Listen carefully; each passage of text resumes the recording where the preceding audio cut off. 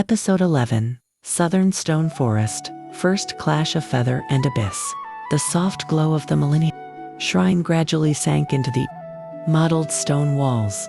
Wind swept through the forest, lifting a few delicate fallen leaves and drifting them slowly away. Jiangdi, Wei Wei, and Zhurong, the flaming token, walked steadily deeper into the southern wilderness.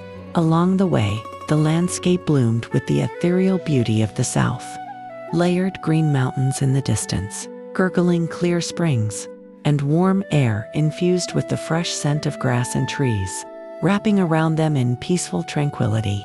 After traveling about half an hour, faint ripples of clashing spiritual energy suddenly drifted on the wind from the stone forest ahead. Looking up, rows of blue-gray stone peaks rose abruptly from the ground, scattered in height, piercing the clouds. Vines hung gently between the peaks, and at the very center of the forest, a spiritual spring bubbled. Its spring eye glowed with faint golden light, pouring out endless spiritual energy. Obviously the most spiritually charged spot in the entire southern wilderness. Beside the spring stood two figures, facing each other from afar. Their spiritual energy surged wildly, the air taut with tension. They had clearly been locked in confrontation for a long time. On the left stood a man in a deep blue robe, embroidered with subtle wave patterns. Tall and straight as a pine, he was Kang Lan, guardian of this land for generations. His brows were tightly furrowed, his expression stubborn, enveloped in aqua blue spiritual energy, his gaze fixed on his opponent. The blue stone ground beneath his feet, already cracked with dense fissures from his power, while the spring beside him churned in ripples. Opposite him stood a woman in a feather-soft green robe, faint star feather light shimmering faintly behind her shoulders. Qing Yuan. Traveler from afar, light and agile, she leaned against a stone peak, her feathered sleeves hanging loose, surrounded by clear, bright, spiritual energy. Her eyes held impatience as she stared at Kang Lan, refusing to yield an inch. I have guarded this land for 1,000 years. The spiritual vein has remained stable, never disturbed. You have no reason to linger. Kang Lan spoke in a deep, heavy voice, his hands clenching slightly. The aqua blue energy around him intensified, shielding the spring behind him firmly, not moving a step. Qing Yuan lifted her gaze to the spring, then back to Kang Lan, her voice clear and calm yet unyielding. The spiritual vein shows signs of unrest. I come only to inspect, with no malice nor intent to seize. You need not be so guarded.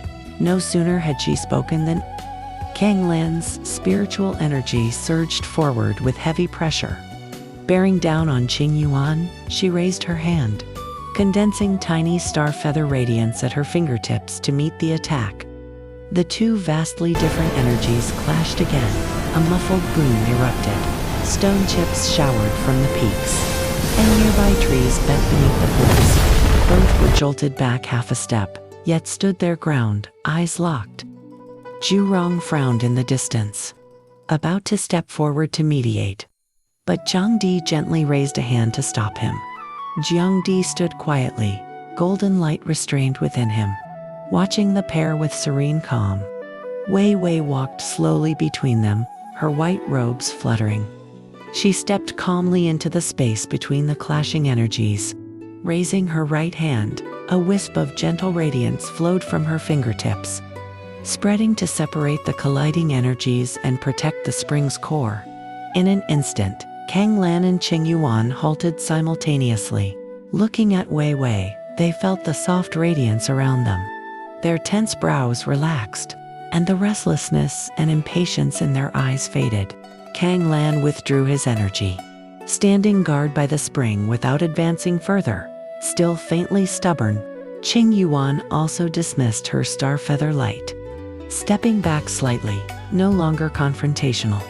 The spiritual vein of this land is precious. Do not harm its foundation. Wei Wei spoke softly, her tone gentle. The once dense stone forest fell silent at once. The conflict in the southern stone forest was gently put to rest for now.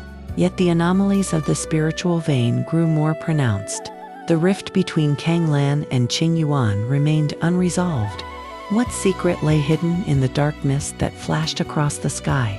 What unknown ancient mysteries would emerge from the depths of the stone forest?